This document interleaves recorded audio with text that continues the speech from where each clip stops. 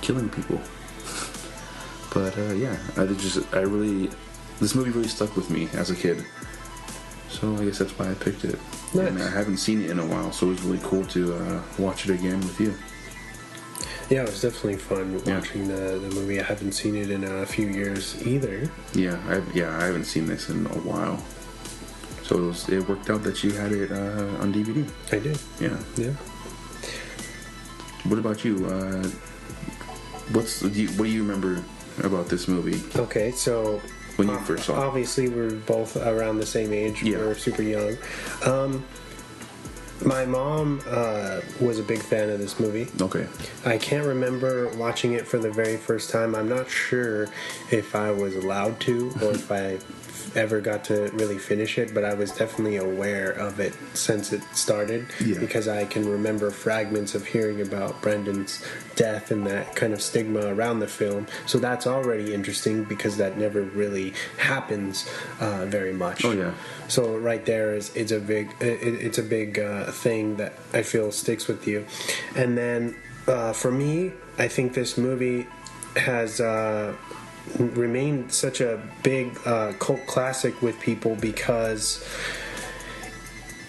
it's like kind of following the storyline of Batman, but I feel like it has this even darker tone. Yeah. Like they can do a lot more. I feel like it was Batman for the subculturists, where I could see that.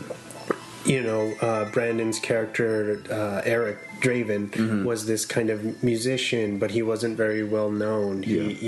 And even when him and his girlfriend or fiance are murdered, I feel like nobody really cares that much. And that right there, it's kind of like a kind of a statement on the fact that these kids or people who think differently or outcasts are kind of overlooked in a lot of ways, and that's why I think this tale of kind of redemption and revenge, and because it's very, very simple plot. Oh yeah. I think that's why it's so. But it works so well. It stays relevant, and because it's so minimalist, and then you have like even the soundtrack then, that was such a huge risk to take back in 94, you know what I mean? Yeah. No one had done these were all unreleased tracks and music that your normal moviegoer isn't going to isn't going to recognize. Yeah. But yet it still did so well. And with this soundtrack, which you can't really not think about when you bring up the movie, because it's so they go so hand in hand with the kind of grunge scene and industrial music that gotten really big there. And that's why I think that they kind of dress him the way that they do, because it's like playing into kind of goth culture or the shoegaze stuff that was just very, very big then. And so it's cool to kind of go back to this film and kind of go back in time and see where things were at then. Yeah, it's pretty cool. And he's like, even though Brandon's not with us now, he's kind of immortalized on film, you know what I mean? They caught so much I feel like he had so much potential, because you could definitely see it in his scenes, which is almost every scene. But like I was saying, I think we're almost done with the movie, and I was like, damn, I'm so pissed that he's dead. Like just thinking about what he could have done after or what he movie. would be doing now, or exactly. What he could have accomplished had the tragedy not happened. I also wanted to say this, let's dedicate this episode to the memory of Brendan as well. R.I.P. R.I.P. For anybody who doesn't know, Brendan Lee, son of Bruce Lee, was killed while making The Crow. Yeah, with basically a stunt gone wrong, which is insane. I guess how it happened. It's just a freak accident. Yeah, it's just it's very, very strange to think about, and it was almost like everything aligned to, had it just, I wish it would have just clipped him, or or something. Had he just been shot in the leg or something, he would be fine. But it just happened to be a fatal, shot, a fatal hit, which is it's weird because. Do you want to explain to the people how it happened? I'm gonna do that, but I was kind of saving it for Swan Fest. Okay, no, yeah, we can save that. But let's dive into the film, maybe like a little bit more. Yeah, definitely. First, what does this film mean to you? Like, are you a fan of? Do you like the kind of revenge films? Yeah, I am, especially. Films that are revenge type films where you can kind of relate. I've never been murdered or had my fiance be murdered, but you can understand the pain that it's a relatable thing, kind of how like he was murdered and the love of his life was murdered the day before they were going to get married, and he comes back a year later to seek vengeance. And he does that. He slowly, one by one, takes out each member. These the 4 guys who broke into their apartment and raped and murdered his fiance. And he basically comes home during this whole thing. Yeah, and witnesses them in the middle of in the middle of the rape. Yeah, and.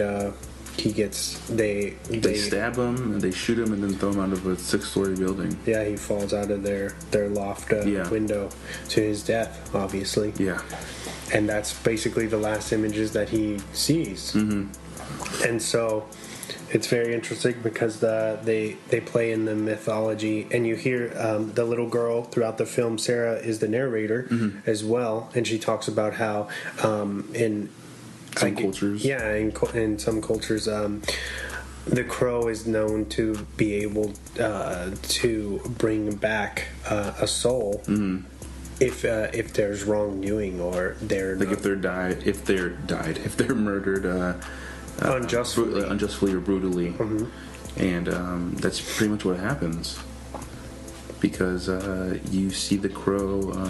I really like how Sarah, she's going to go visit. What's his fiance's name? Do you remember?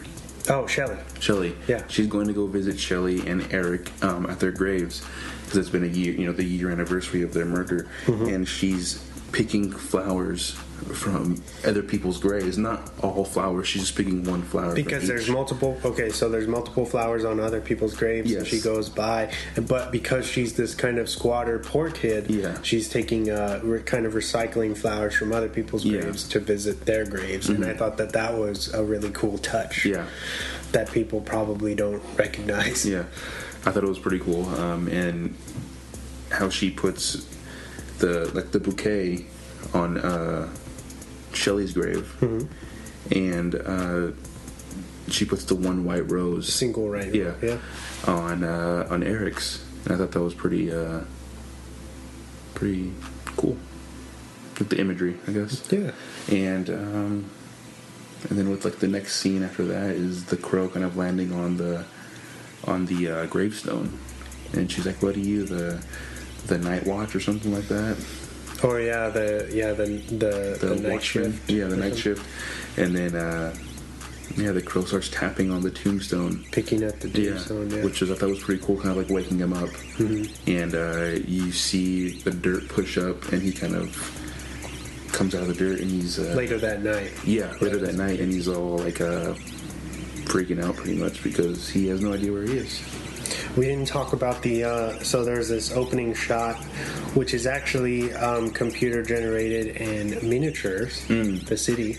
Okay. I don't know. I don't think they ever really blatantly say it, but it's Detroit. Okay. Michigan, and the reason and they say, so it's the night before Halloween, and it's called The Devil's Night. The Devil's Night. That's how they open the film.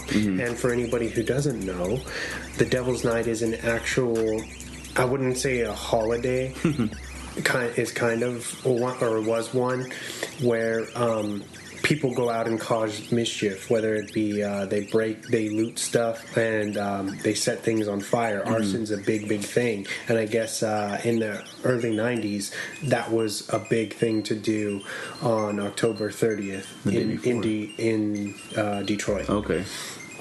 And so I think they, after a few years of actual, like, the Devil's Night, like, just wreaking havoc, they finally, the people of Detroit, I think they started this thing called Angel's Night, where it was almost like their own community watch, where they stop and report people doing these things, and finally, after that, I guess taking place for so long, things finally calmed down. Nice. But taking action. that's where Devil's Night. Okay, I was actually wondering if that was a real thing. Yeah, it is. Okay. D12, Eminem's little, his little protege side project thing. Yeah. They had on one of their first album, they have a song called Devil's Night, and they're referencing that that's really fun, holiday. Right? Yeah. 8 Mile. Okay. Yeah. But you know, it's The Crow has this weird kind of texture where you can't really pinpoint where the story's taking place. And I really like that, because it feels almost like the way Gotham should feel. It feels, this movie, for anybody who doesn't know, is based on a graphic novel by James O'Barr, I believe the author's name is. And I feel, even though they changed some things to be more cinematic, this film, frame by frame, feels like you're reading panels. Yeah. And that's so, even with the fast cuts and the things that they do, it really does feel like an early, 90s version of what a graphic novel adaptation should be. Yeah. And I really like that. One thing I really loved about this was the overview shots, basically, of seeing the Crow fly through these alleys and over buildings and stuff. I thought those were really cool shots. I thought that was awesome. Yeah, a lot of that are surprising enough, it's a lot of miniature work. Yeah, which is crazy to think that it fooled me. Yeah, it's still it looks good. It does, and I feel like this film has like this heightened reality to it, which allows you to suspend disbelief with things that look kind of not real. Like when he's falling, when they show people falling from the building, you can see that that's probably digitized. And then they won't show them hit the ground; they'll show the aftermath of them already on. So it's like kind of trick editing, which I thought was clever, because I'm sure they were on some kind of budget with this, and you can tell the shortcuts that they did, but at the same time they were kind of creating like their own style. And with it being from a graphic novel, you wouldn't necessarily see the aftermath. That's how these panels are drawn. Yeah. So it kind of makes sense at the same time. For them not to see the impact or anything, you just see the aftermath, which makes, it does make sense. I like that.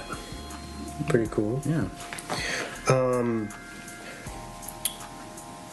I really like the fact that, or I guess how they did the makeup.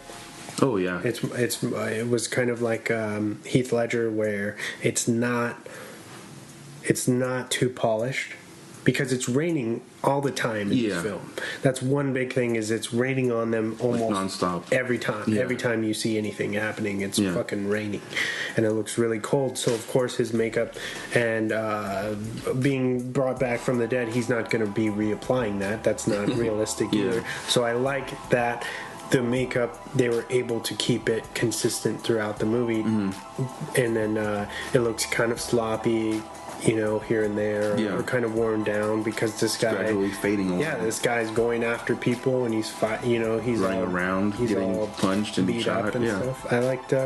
I just like the consistent or the continuity. It's pretty good. Yeah, that goes the